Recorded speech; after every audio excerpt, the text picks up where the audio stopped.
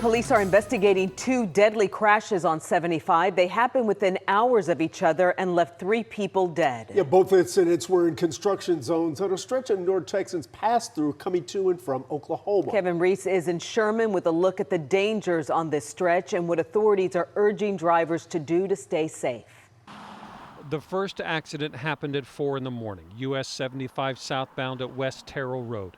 A big rig crashed into slowed traffic and caught fire. 51-year-old Janet Phillips from Frisco and 20-year-old Lawrence Anderson died in the first passenger car the big rig hit. The accident happened in this stretch of US 75 between Denison and Sherman, an area under construction, a freeway widening project with just 2 lanes going in each direction. Police say traffic slowed in this construction until the big rig rear-ended the other vehicles. But then 6 hours later and 2 miles north in the US 75 southbound lanes again. 29-year-old Seth Sutton of Denison died in a second construction zone crash, this time with 6 vehicles, including a cement truck. We really urge drivers to be conscious of their surroundings and be vigilant while they're driving, because we want y'all to get home safe, and we hope that you guys get home safe.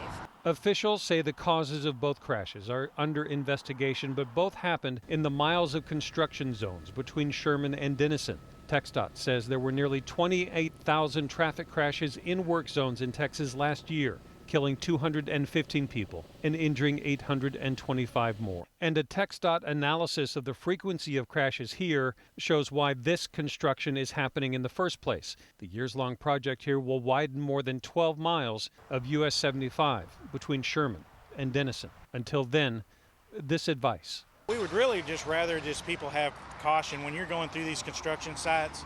Everybody wants to go home, and we want everybody to be safe and go home. Because this week in Grayson County, 3 people did not. In Sherman, I'm Kevin Reese.